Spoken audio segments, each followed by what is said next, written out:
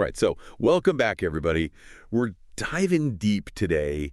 And, we love to uncover these sort of like hidden tactics. And today we've got one it's a legal strategy, but let's just say it's a little, controversial. It definitely raises some eyebrows. It does. It does. We're talking about deny, defend, depose. Patchy, right? And there's a certain ring to it. And we're going to be pulling from, wouldn't you know it, a text actually titled Pasted Text. Straight to the point. Yeah, they didn't mess around with that title. Yeah. So basically what we're going to do is we're going to unpack how this whole deny, defend, depose thing actually works. Yeah. Like what are the mechanics of it?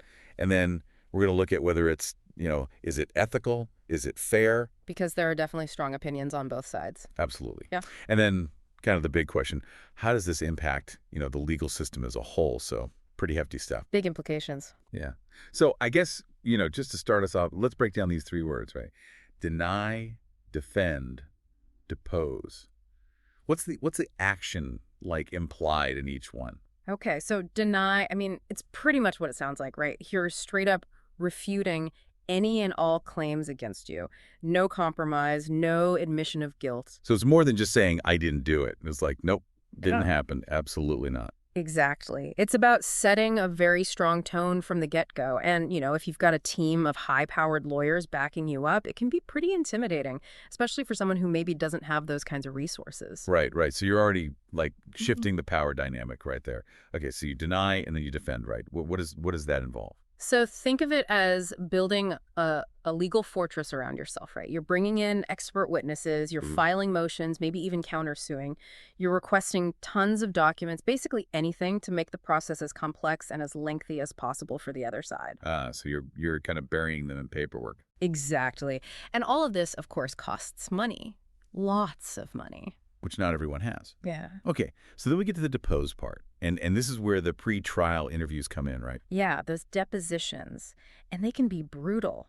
Hours, sometimes even days of intense questioning, all designed to kind of, catch the other side slipping up, find inconsistencies, maybe even discredit them entirely. I've heard stories about these depositions. It's like psychological warfare. It can be. And, for someone like, let's say, a small business owner who's suddenly facing a lawsuit from a massive corporation, it can be incredibly draining, both emotionally and financially. So you're not just fighting the legal battle, you're fighting like this war of attrition, right? Just trying to wear the other side down. That's a good way to put it. And the goal oftentimes is to force the plaintiff to settle, even if they have a strong case, just because they can't afford to keep fighting. Which, that brings up a lot of ethical questions. Oh, absolutely. It's a very controversial tactic. So, like, where do the arguments fall on this? Like, what do people say in favor of it, and what do people say against it? Okay, so the people who support deny, defend, depose, they say it's all about ensuring a strong defense.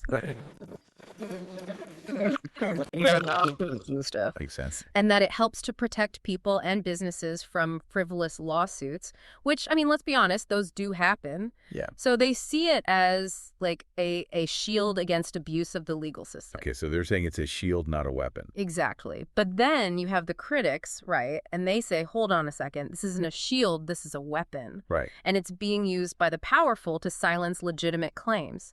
They argue that in reality, a lot of people with valid complaints don't even bother pursuing legal action because they know they'll be up against this kind of strategy and they just can't afford it. So it's like a deterrent. Exactly. And, it raises the question, how many cases with real merit are being swept under the rug because of this? So it's like this whole problem of access to justice, right? Like, if you can't afford to play the game, you don't get to play. Exactly. It really highlights the imbalance of power within the legal system.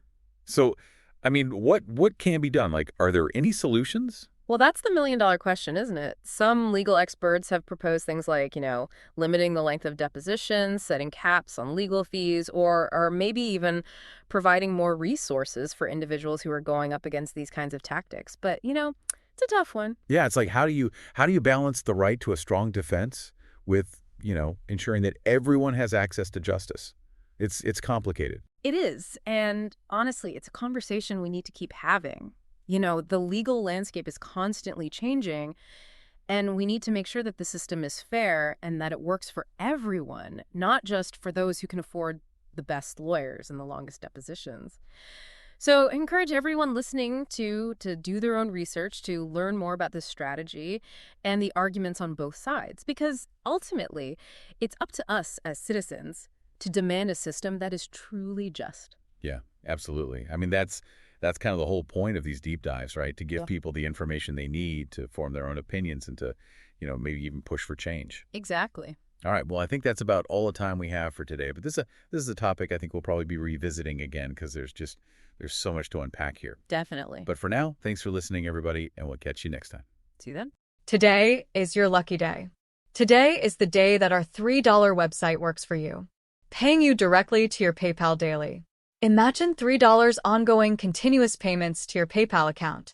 Imagine falling asleep and waking up to $300 in your PayPal account. How would this make you feel? How could this help you? What bills could you pay? What kind of fun could you have? What does that retirement look like now? All for a one-time payment of $3. This website is DFY done for you, fully built and completely hosted, and never stops collecting payments for you. You have spent $3 on coffee on a regular, but that coffee won't help you create multiple streams of income. Click the link below.